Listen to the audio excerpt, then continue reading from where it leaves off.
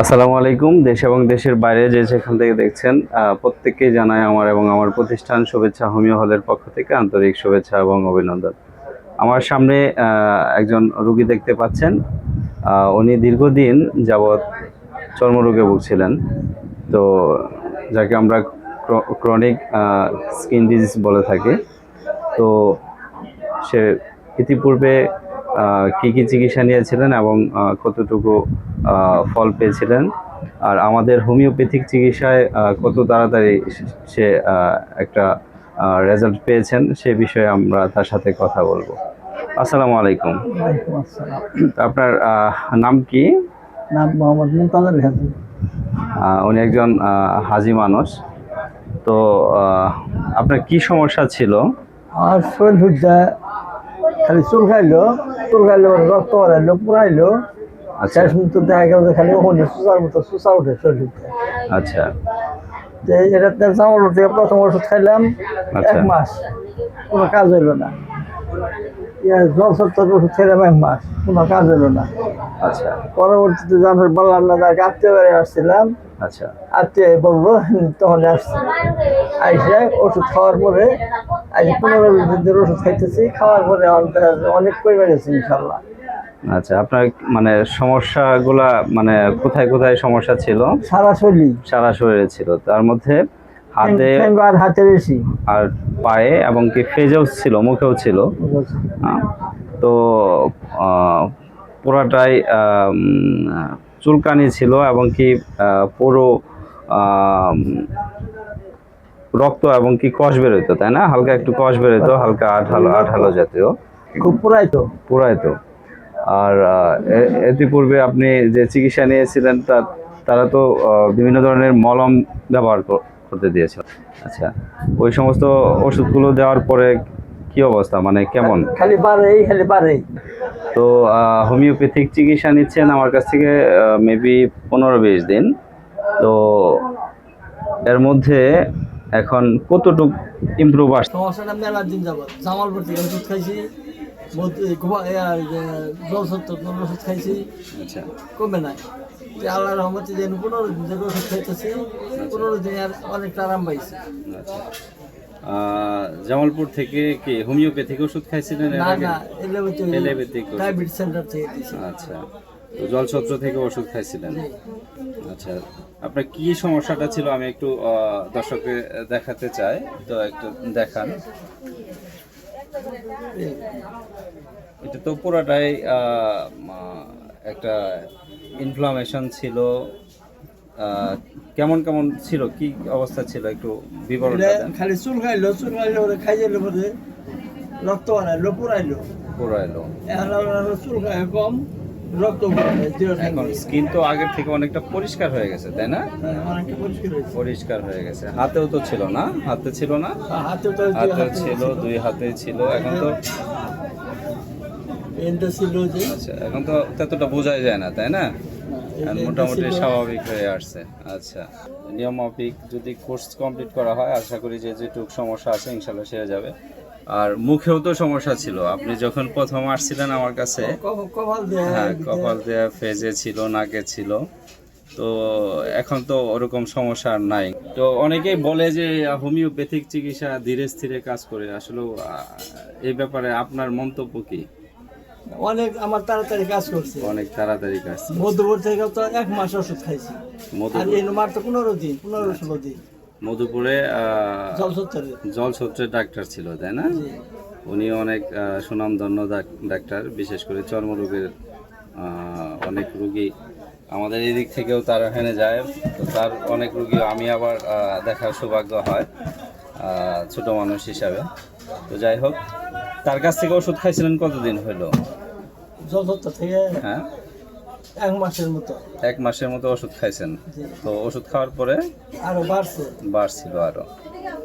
তো যাই হোক, এটা ভিডিওটা করার উদ্দেশ্য হচ্ছে যে যারা মূলত হোমিওপ্যাথিতে অবজ্ঞা করে, অবহেলা করে, তো তাদের উদ্দেশ্যে এই ভিডিওটি করা। আর আমি কিন্তু এখানে কোনো স্টেরয়েড মেডিসিন আমি প্রয়োগ করিনি।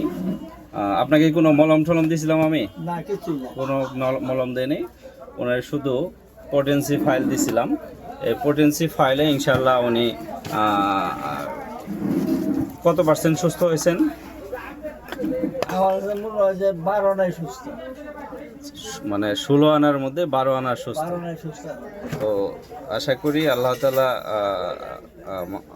মাফ করবেন এই হোমিওপ্যাথির উসিলায়।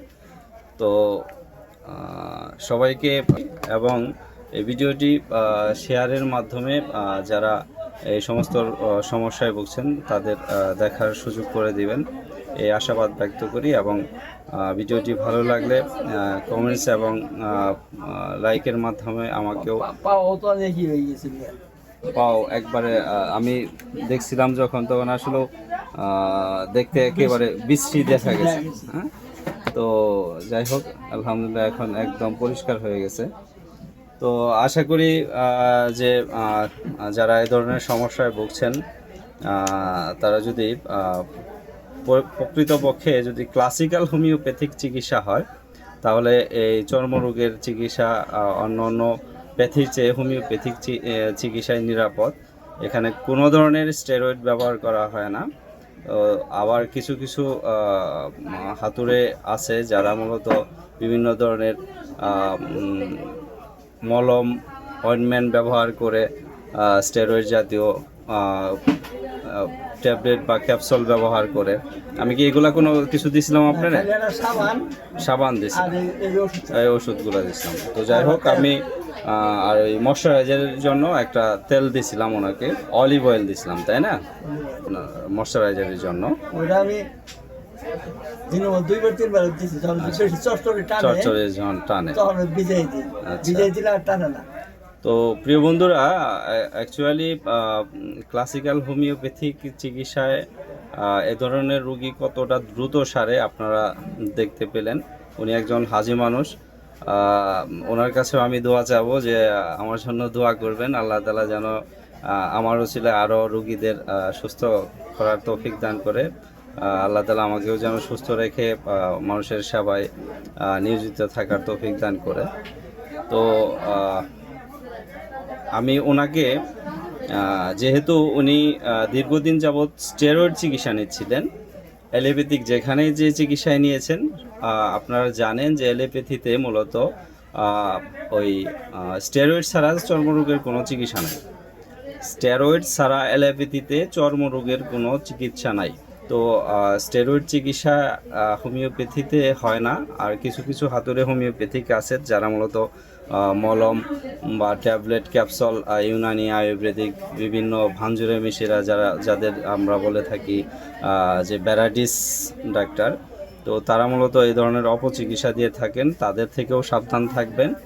আর অবশ্যই অ্যালোপ্যাথিক যারা বিজ্ঞ চিকিৎসক রয়েছেন তারা অবশ্যই স্কিন ডিজিজে যারা স্পেশালিস্ট আছে অবশ্যই আমাদের চেয়ে তাদের জ্ঞান বেশি, কিন্তু তাদের মেডিসিন নেই। তাদের আমাদের চেয়ে জ্ঞান বেশি এটা স্বীকার করলাম, কিন্তু তাদের মেডিসিন নেই। হোমিওপ্যাথিতে যে প্রপার মেডিসিন যত তাড়াতাড়ি নির্দোষভাবে রোগীর কোনো ক্ষতি না করে যত তাড়াতাড়ি রোগীকে সুস্থ করার ক্ষমতা রাখে, অন্যান্য প্যাথিতে কিন্তু এটা সম্ভব নয়। তো আমি ওনাকে যেহেতু স্টেরয়েড চিকিৎসা হয়েছিল ইতিপূর্বে, তো ওনাকে আমি সিলেক্ট করেছিলাম সালফারের বেশ কিছু সিমটম ছিল। তো আমি ওনাকে কোনো ধরনের মলম দিইনি, ওনাকে ক্লাসিক্যাল হোমিওপ্যাথির মতে আমি পটেন্সি দিয়েছিলাম। তো পটেন্সি